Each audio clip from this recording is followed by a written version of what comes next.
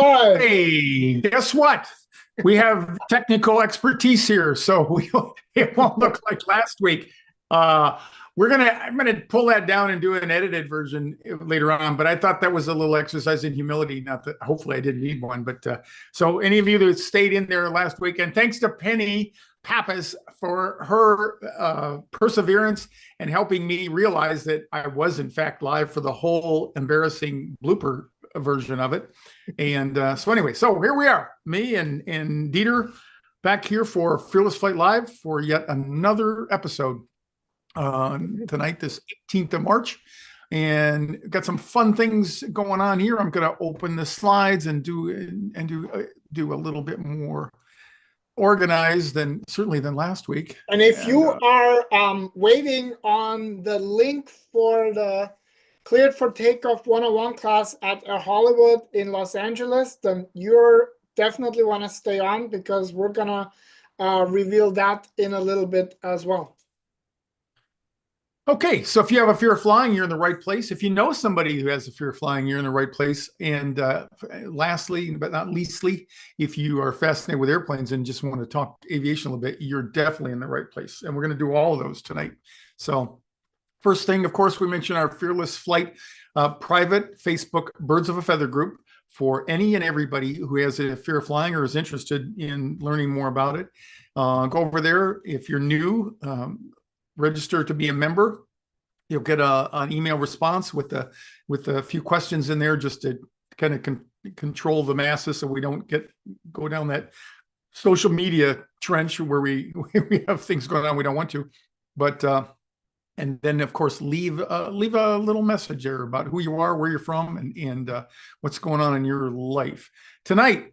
Recent aviation incidents. I had a bunch of questions this week. You know, it's still prime in everybody's mind, and so I just thought I'd title this "Why."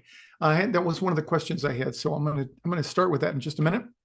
I'm going to talk a little bit more in detail. I got a teaser for this month's monthly live group coaching webinar, and which is going to be Thursday, just 2 days, 48 hours from now. And the title of it's Anticipation Spiral, Taming the Pre-Flight Jitters.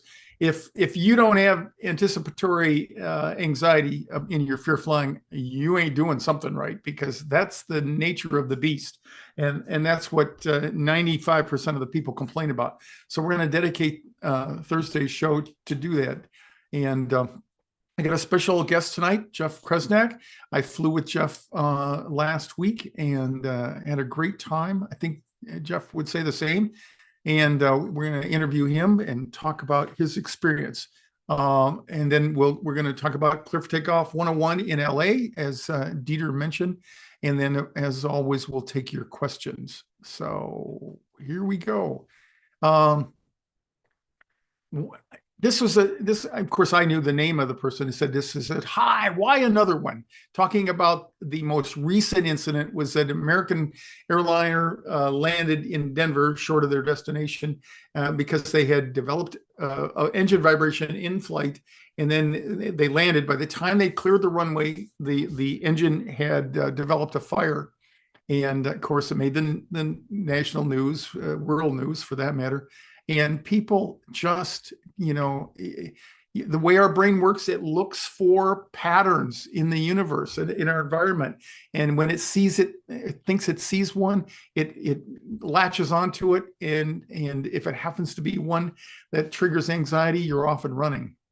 And so the question I got or had asked was, you know, why another one? So this is my response. I understand why you're asking that.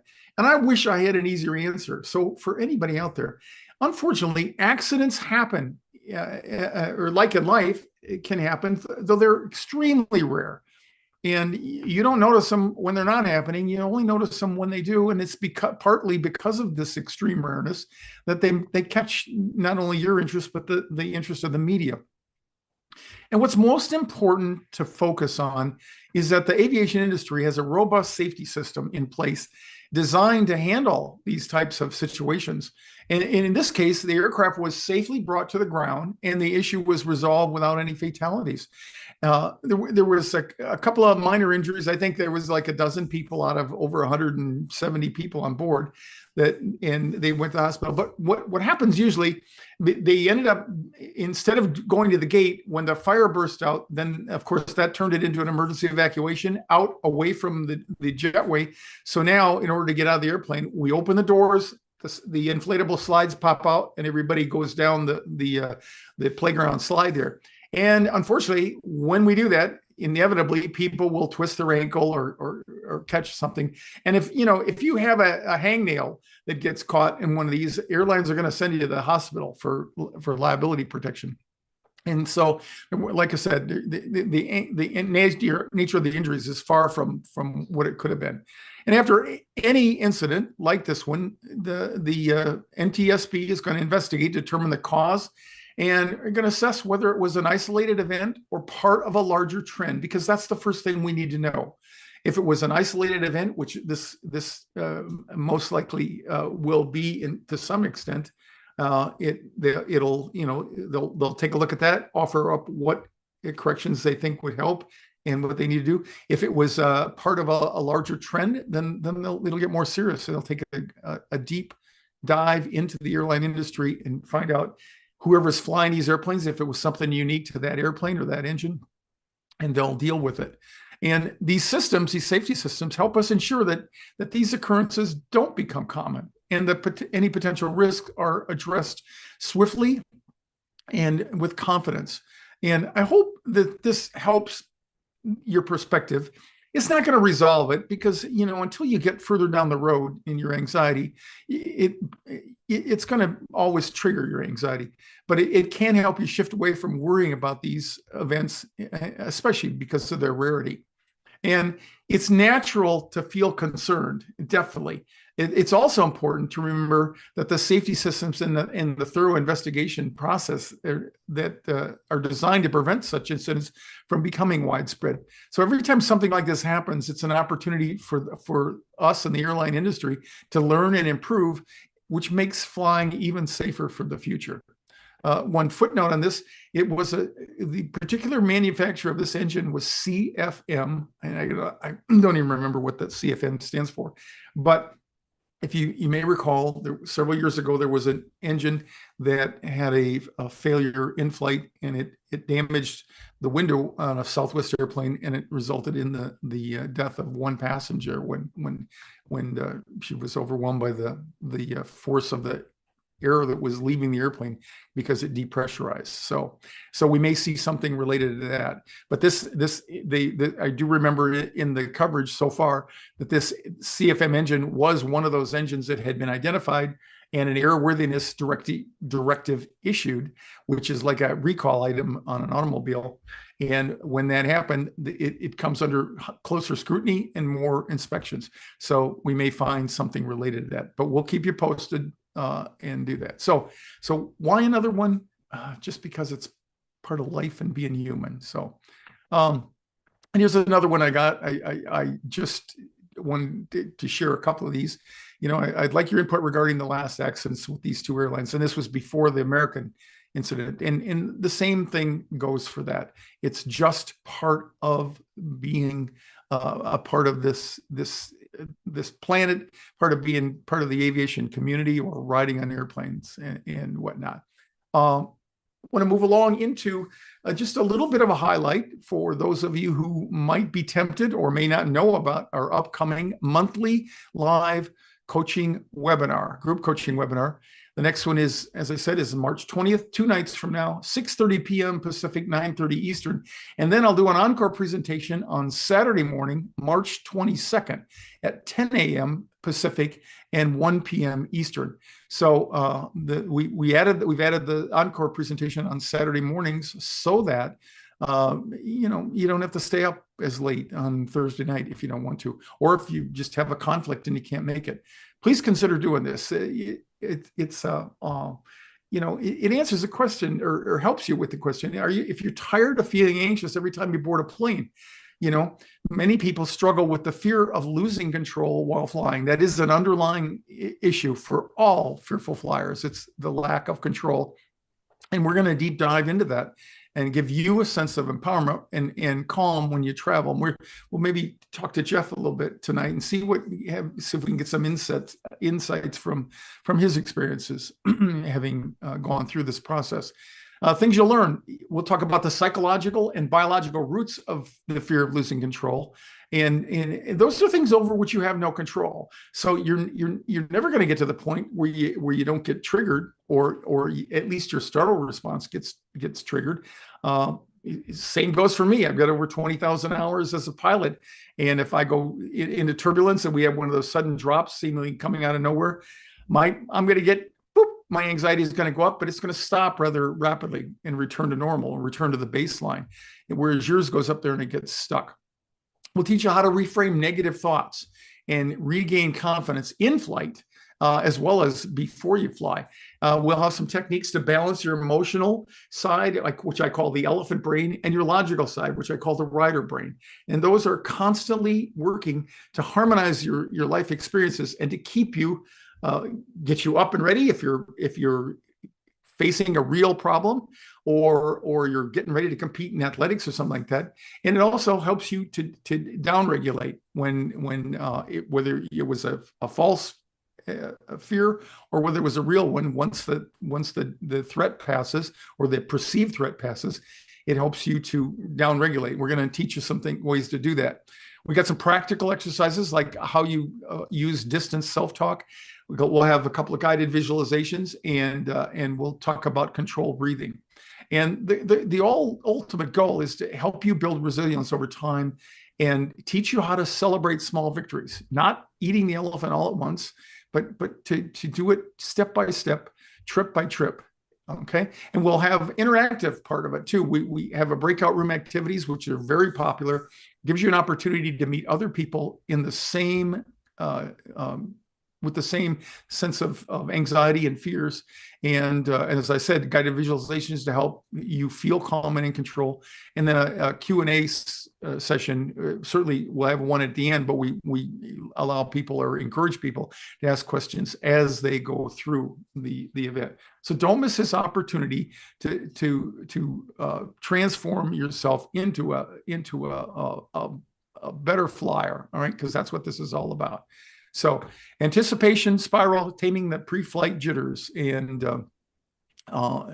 many of you will find this.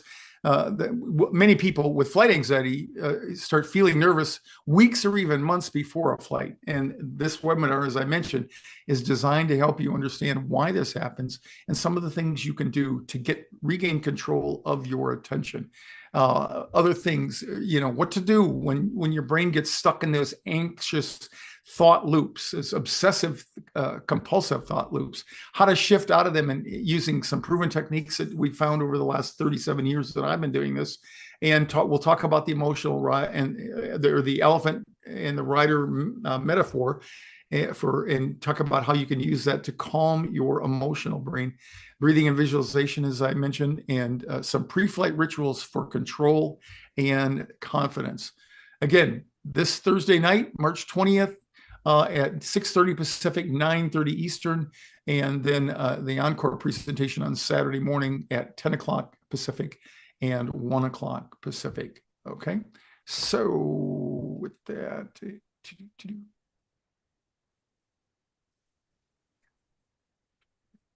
I don't want to. While you're moving, I just want to go ahead. Acknowledge Sandra and Tracy and Joan. It's great to have you guys on. If you have any questions, let us know. Put it in chat, and we'll handle them after Ron's presentation. Okay, so let's come back here. That's our good-looking fella from Grand Rapids, Michigan, Jeff Kresnak. And Jeff and I have known each other. Well, let's ask Jeff what he thinks about me, or what he thinks about this whole process. So, Jeff, come on, put yourself on there if you can. And I'm going to stop the share so we can see your Hey, there he is in his cabin actually, what, 2.5 hours north of Grand Forks, Grand Rapids, right? Yes, correct. A little town called Arcadia, Michigan. And it's gorgeous. I've never been there, but I've seen a bunch of pictures, and it's not too far from Lake Michigan. So Jeff, how long? What has it been now? I tell people when I do VIP coaching, which Jeff has done with me, that they're going to be stuck with me for the rest of my life, assuming that I'll be the first one to go. But Jeff is one of those people, and he's just an awesome human being, very big heart, very successful businessman. And if you need your parking lot paved, Jeff's the guy to do it, right, Jeff? Yeah, he can't seem. He's trying to retire, but he can't seem to get away from it. But he did want to fly. And do you remember how long ago was it you and I? That you I got fear of grounded about 20 years ago. I read numerous books for probably 5 years, or maybe 10. Then I got a hold of you, maybe I'm guessing 12 years ago. I bought your book. And I believe 12, 13 years ago, we started in. It took me about 5 years to get the courage to get up on a plane. That was about 6 years ago. So, I want to just tell the people that are out there that, I did a lot of research, and, we all are like searching for the magical answer, and, by buying different books. But what I felt with Capt Ron and Dieter is that if to get over the fear of flying, it's like an investment. People go to the gym and they spend money to get their body built up and to get into better shape. And I firmly believe that you have to put the emotional dedication into this fear of flying, along with the financial aspect. And if you don't have the harmonizer, I think that, with the harmonizer helped me probably 80%. The book maybe 15 or 20%. And then Captains Ron and Dieter's assistants took me up over the edge where I can get out to an airport, get on a plane, and go. Now, do and I I'm have going a to lot say, of... pat yourself in the back, Jeff, and add another 100% for your willingness to get on the damn airplane. Yeah, That's really what happens. To the ones that are afraid, like me, that was terrified of it. It all kind of comes down to the harmonizer, the book, and you've got to ultimately dig deep in yourself and say, I can do this, which every single one of the fearful flyers can do it. Yep. If they've got the financial ability to hire you like I did, and for a couple different flights, I've done a couple on my own. I guess it all boils down to how bad the fearful flyers really want it, and they can reach It out to does. me. Yeah, they can reach out to me directly on Messenger if they want. And Yeah, and I appreciate your candor, Jeff. When you said 10, 12 years you've been working on this, and I want to testify that that's not because you're a slow learner. That's because it has a deep grip on a lot of people, and it takes time to do that. So don't be impatient yourself. You already answered one of my questions, and that was what do you felt help you the most, and what you said was the harmonizer and reading the book. And what I would offer was your stick-to-itiveness. You don't give up. You're very, very focused on the goals and stuff like that. You talk about anxiety spikes, or I do sometimes during the first 5 to 10 minutes. What's happening in your mind, Jeff, when you with the anticipatory anxiety leading up to the flight, and do you notice the anxiety on the flight? I do for the first 5 or 10 minutes. Okay. I would say the anxiety. For me, sitting on the plane, it's probably at about a 6. Once it starts going down the runway, it creeps to a 7. And once it starts getting airborne, it creeps up to, 8, 9, 10. But then I throw the harmonizer on and it drops it down instantly to probably an 8. And then after 10, 15 minutes, it goes away. So like I've told other friends that have this, that you basically have to push yourself through 10, 15 minutes of ultimate hell. It really is. It's not a fun feeling, but nothing's going to happen to you because you're in a plane with a bunch of people that are kind. It's not like you're standing on a street corner by yourself. Everybody on that plane would come to help you if you needed it. Jeff, I got a question and a comment here. The question is, so is your trigger or what really causes your fear of flying, is it takeoff or what is it? What is your trigger is the question. And the second thing is a statement from Sandra that says, best money I ever spent talking to Captain Ron and taking his courses. Would never have gotten on a plane any other way. So, Jeff, go ahead. Well, what was the first question? I'm sorry. What's your trigger? Like when you think about flying, what is it that really, gets your anxiety going? What part of what aspect of flying? I think I think it ties into the anticipatory, right? Your normal life is living and driving in a car and walking in your house. And then you're thinking, God, I'm not going to be walking on the ground tomorrow. I'm going to be, 5, 6, 7 miles up in the air. And so things are different than what my normal daily life is, probably like most. So I would say that the anticipatory anxiety is being in a capsule, and then I remind myself that capsule is a pretty damn safe place to be, right? So, and as far as the money part, yeah, it's right. It's I was thinking about this with Captain Ron. The last couple times I paid him to fly, I'm not a gym guy, but I know a lot of people that spend 3, 4, 500 a month for a gym membership. And I believe I could go. I have went and flown the last couple months by myself without Captain Ron. But it all boils down to getting.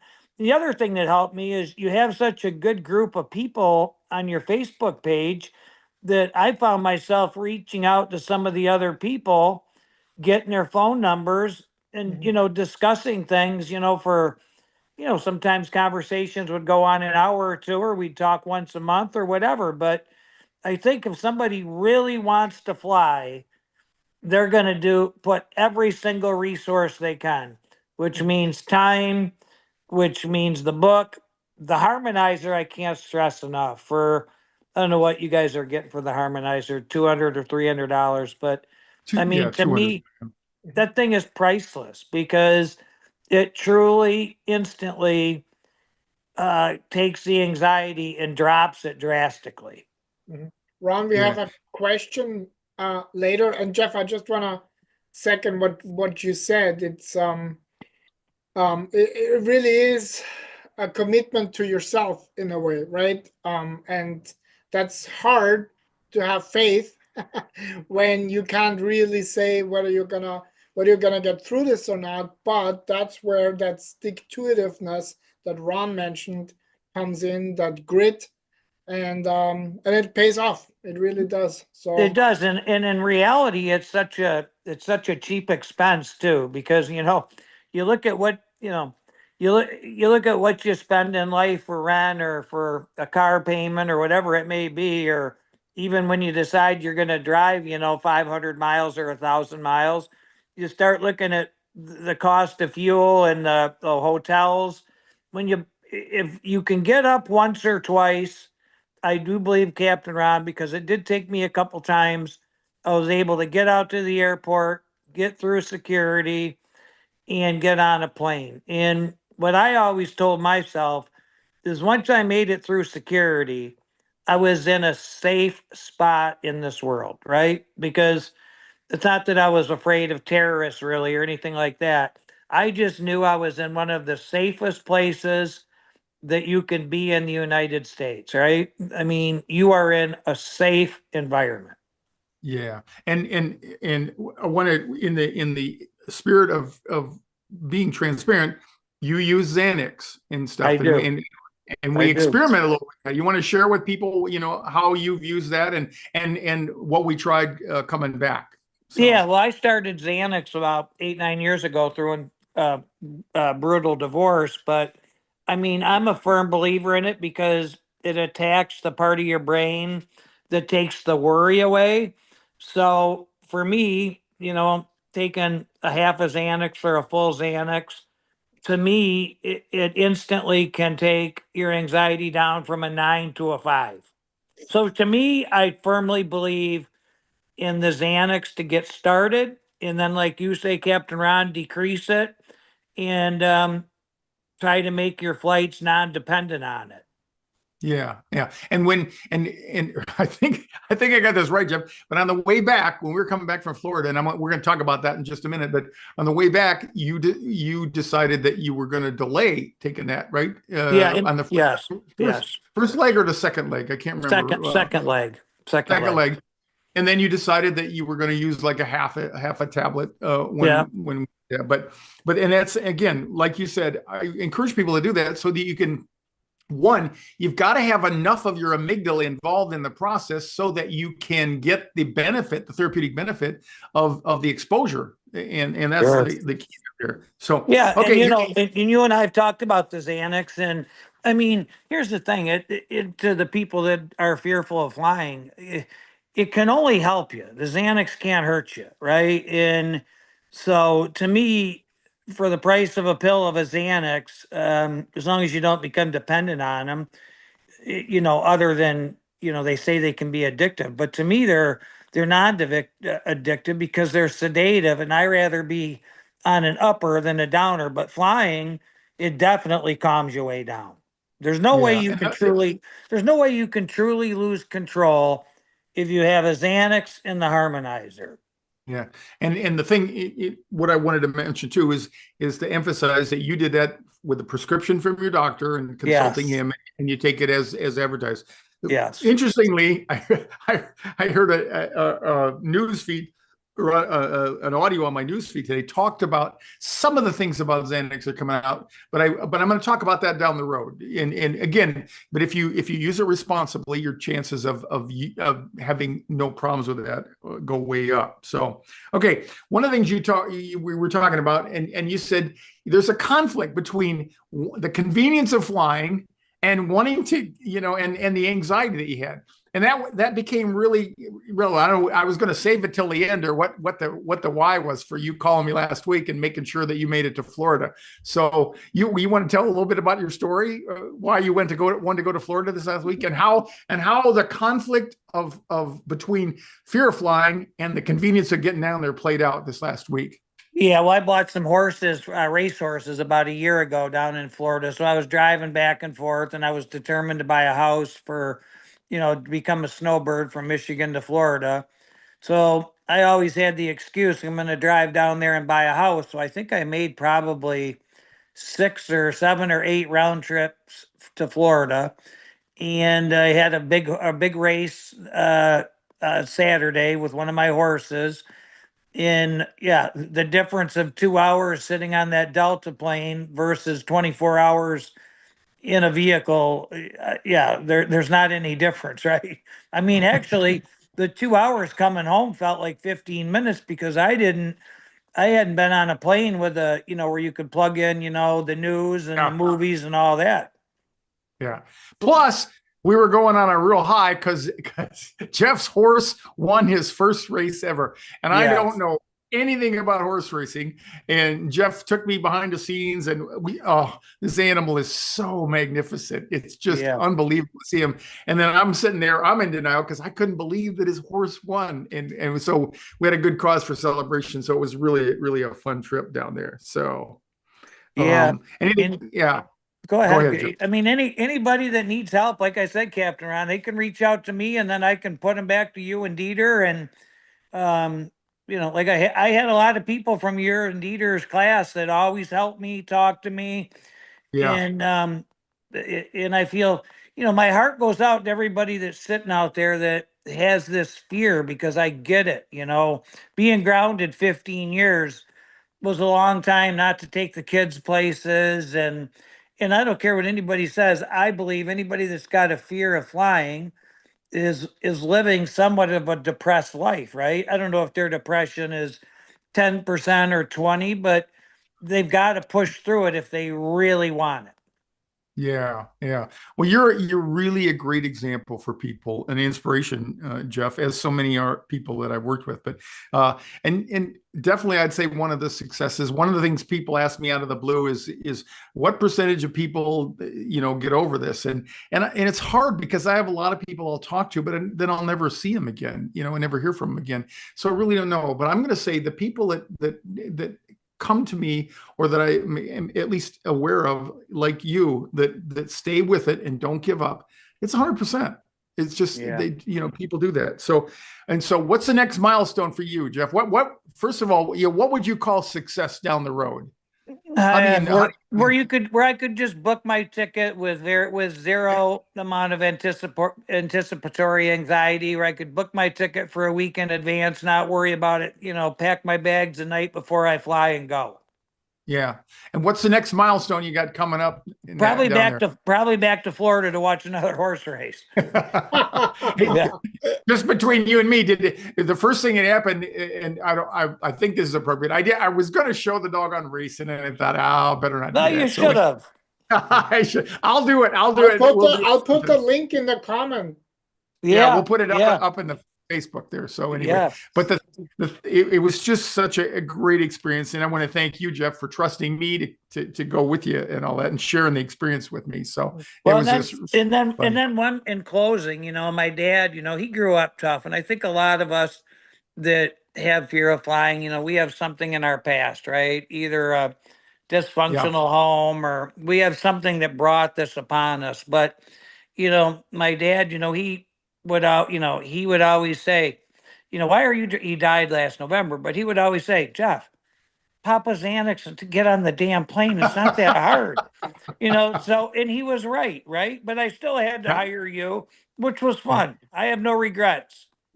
Yeah. And we got to at least say the name of the horse was Here Comes Francis. I named him when my dad was alive a year ago. And I remember watching that horse come in with the banner overhead says, "Here comes Francis," and I just thought, somehow, some way, he's watching you. Yeah. to do this. So it was really great. Thanks, Jeff. I really appreciate you showing up. Yeah. Hang out with us here. We're just going to do a few closing things. And any other questions come in while I was talking or no? So there's a question about medical emergencies. Actually, somebody's really worried about. I'm gonna assume their own medical emergency. Okay. Ron, can you? Yeah. So it will be helpful if we knew a little bit more about what their concern was. But, one of the things I have people tell me, my heart flutters and I'm worried I'm going to have a heart attack. The first question I ask them, if you go into the doctor and had him check you out, I mean, don't just, assume that's going to be related to flying or not be related to it. You want to know answers to questions like that. And I find sometimes people who have anxiety issues, they're also not necessarily, keeping themselves healthy and stuff and taking a look at that. So we want to do that. But on the airplane, here's some of the basics about it. We have portable oxygen for people who might need oxygen. Of course, we all know if we have a rapid decompression and we need to get down to below 14,000 feet where there's sufficient oxygen or air to survive. That's one of the things that the pilots we're trained as pilots to do. We have a very, very advanced first aid kit on board, and with some things that can be used by medical personnel. And the first thing, if somebody identifies themselves as having an issue or something like that, the flight attendants are going to, if the person happens to be unconscious, of course, and they're traveling with somebody, we're going to go to that person and ask them about their medical history. If we don't know anything about them, then it's a little bit harder. But what they're going to do is the flight attendants are going to come onto the PA and they're going to ask if we have a medically qualified person on board. And you might think doctor, nurse, or whatever, but oftentimes it's an EMT, an emergency medical technician. And in reality, they're often better equipped than, say, a doctor who has a general practice or something, because he hasn't been in triage or used emergency medicine, since probably his initial training. So that's the first thing that happens. We also have a service that the airlines subscribe to. One of them happens to be located here in Phoenix, close to where I live. And what they do is they tap into the people on duty in the ER at a hospital. And so they've got people, cardio, pulmonary, and all these people standing by. So if we need some expertise on that, we used to be, they would gather the information on a sheet, they being the flight attendants, they'd pass it up to the flight deck, and then we'd get a phone patch and we'd relay back what to do. Now the airplane's got satellite phones, and now the flight attendants can be standing there looking over you, talking to the medical personnel. So it's, in many ways, I tell people, you're better off, if you're going to have a heart attack, doing it in the airplane than you are sometimes driving a car. Because if you're out in West Texas driving along, it's going to be a while before you find someplace. And in addition to that, this service that we use, they take a lot of responsibility away from us as pilots that we don't have to worry about. And that includes, where is the best place? Should the airplane, first of all, should it continue? Is it okay to continue on to the destination? Or do we need to land short somewhere? And if we need to land short, where's the best place to go? Because if it's 2:00 in the morning and we're flying over Kansas City, they might not have anybody at the airport that can even run a jetway and get the door open and get the people off. So we need more than just the medical attention sometimes. We need somebody with some operational intelligence on that too. So that's, in essence, that's what I would offer to people as far as a medical emergency. It's a question that has come up often over my 37 years. But like I said, nobody likes the thought of having something come up that they need emergency care. But if you have to have it, it's you're better off in an airplane than you are a lot of other places. So, okay. Anything else, Peter? I put a link from the CDC Travelers Health in the chat. Okay. There was a question about traveling international with medicine, and most countries, I'm gonna say, if you go to Europe, I know for sure, allow a 30-day supply of your medication. But it's a great article for anybody who's worried about that. Joan said, "Hey Jeff, thanks so much for your insights and personal challenges. It really helps me." And the question, I guess, about the medical emergency was more specifically about the heart. Okay. Yeah. Heart pills. Of course. So, and the important thing that I should mention too is, I mentioned, if you got somebody flying with you, at least hopefully they would know your story, but carry a letter with you. And when you get on board the airplane, if you have anxiety to start with, I recommend everybody, you identify yourself, board early, pre-board the airplane, and meet the pilots. But with that, you could just carry a little information sheet. You could decide whether you want to give a copy to the flight attendants or not, depending on your individual circumstances. But at least tell them that you have this, you've got it under control, or whatever is relevant, and you'll be sitting in such and such a seat, so that you can be proactive in your own care. Okay. Hey, can I interrupt there, Capt Ron? Yeah, sure. Go ahead. One thing I think, really what I did is I think even if you just let one stewardess know, just say, "Hey, I'm a nervous flyer. I'm just letting you know that." I think the fear that a lot of people have is losing control, right? But if you've let that one person know, if anything did happen, which it wouldn't, at least you would have your bases covered, where they'd say, "Boy, he or she isn't a nutcase. They just mentioned to me that they right." You've at least nullified that, and you've let somebody aware on that plane that knows. And you've unloaded a lot of the responsibility, sometimes which includes a little bit of shame or embarrassment. Yep. You've invited somebody else to be on your team, and it does. It relieves people. The feedback I get, Jeff, is it says, the best thing I did was talk to the flight attendants and oftentimes meet the pilots up there. I personally just kind of whisper it in a stewardess ear, because I don't want to be embarrassed, but I just, lightly say, "Hey, I just want to let you know I'm a nervous flyer."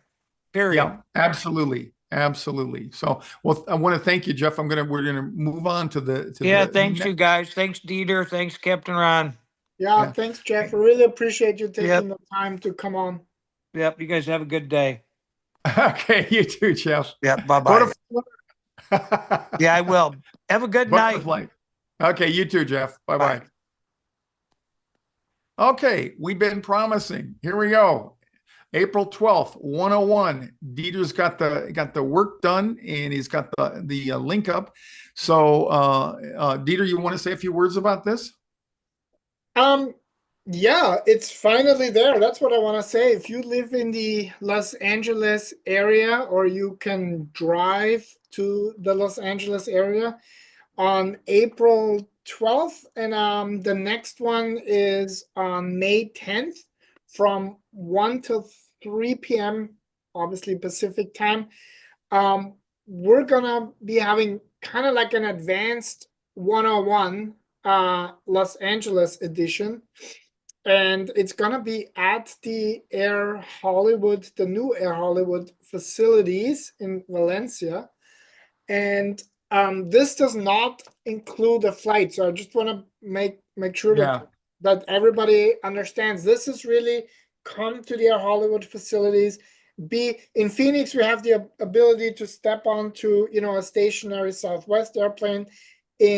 At Air Hollywood, we really can give it, like, you know, the experience of being in a mock-up and being in the environment of an airport. And for 2 hours, you're gonna get the same information that, you know, we give in Phoenix, but with the added you know, experience of having you know, everything that's in the movie studio. So sitting in a mock-up like that will definitely help facilitate that experience. And then it gets real. It gets real. It gets real. That's it. Yeah. Even though you can see out the front of it, and it's obvious that it's a mock-up and all that, people really, it helps to create that imagery in their minds, which is really what's hard to do. It's hard to imagine that. Not when you get within close proximity to the flight or the airport, but it's hard to do that in advance. And that's where a lot of the growth needs to take place, is preparing for your upcoming flight. So anyway, so we hope if you are in the LA area, or you're going to be in the LA area around either April 12th or May 10th, we would really love to see you in the class. Okay. And right now it's just $97. So I would highly recommend signing up for it. Whether it's the April or the May class, either one. Yep. And we're going to try to, our goal is to have a flight out of LA on May 31st. So you'll have an opportunity to continue on in your learning and maybe fly with us in the graduation flight, the 301 class. Exactly. Okay. All right. Well, once again, thanks everybody out there for showing up and being in our audience, and thanks Dieter again for all the support that you provide to me and everybody out there. Thanks to Jeff Kresnak again for coming on and sharing. I think Jeff did a really nice job talking about on a very grounded way what it's like to overcome that or get to the level that he's at. So we love you coming back, and we're looking forward to seeing you next week for another edition of Fearless Flight Live. So have a great week, everybody, and stay safe. We'll see ya. Bye-bye. All right.